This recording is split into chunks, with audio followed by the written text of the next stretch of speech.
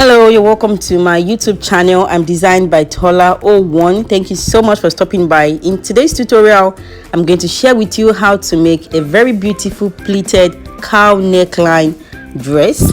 This is a very different one and not common at all. So let's move right into the video, into the tutorial. So the first thing you're going to do is you're going to mark out the shoulder to your bust point and then the shoulder to your waistline. And you're going to mark that out. That is the shoulder to the bust line and then the shoulder to the waistline and then the length of the blouse.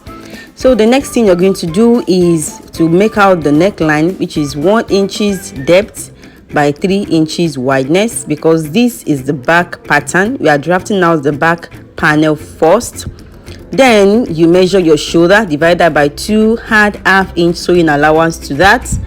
On that point, then you're going to come down by 1 inch, which is going to serve as your shoulder slope and connects that to your neckline. Then the next thing to do is on my bust line here, I'm going to come up by just 2 inches. That is going to serve as my chest line.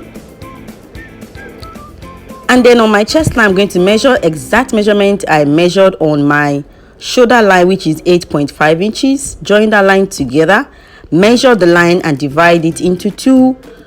On that, mark out ½ inch sewing allowance, mark out ½ inches and connect the lines together. This serves as your armhole curve.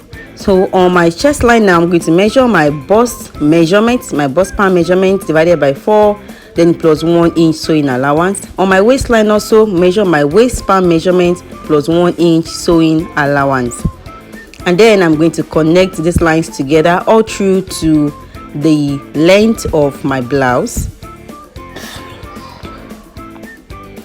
So then we have drafted out the back panel and you're just going to cut this out so that we can have our main measurement.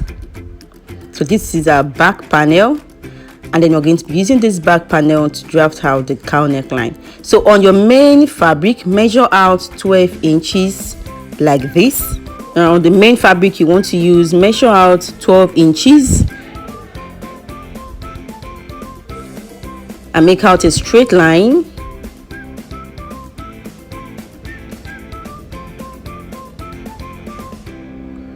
So you take your pattern, the back pattern in which you're drafted, and then you're going to place the tip of the neckline of that pattern.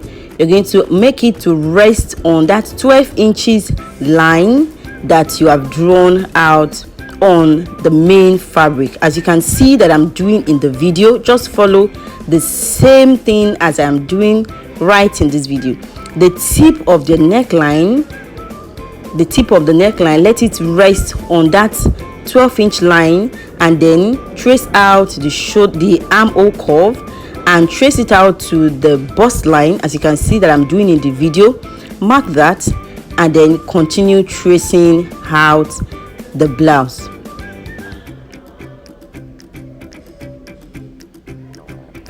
So now on my main fabric, I added extra 1 inch sewing allowance because I don't want this blouse to be too tight on me. I want it to be fitted because it's not going to be having zipper.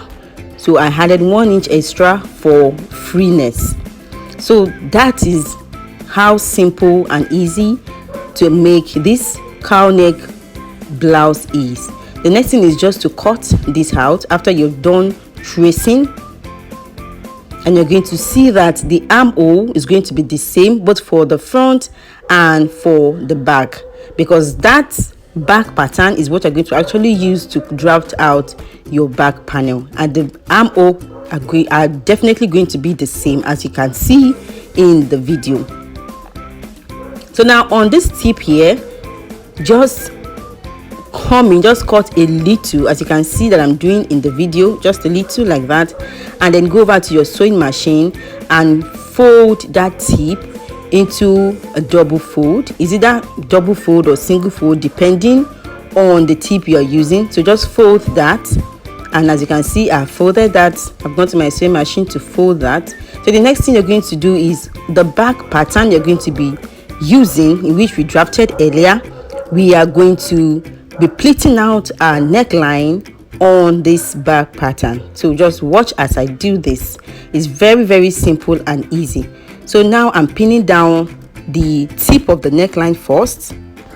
So just continue to pleat it depending on how much you want. Maybe you want it to be 3 pleats or 4 pleats, or you want it to be very tight, depending on what you want. Just continue to pleat out the shoulder, just as you can see that I'm doing in the video, till it gets to the armhole curve, as you can see.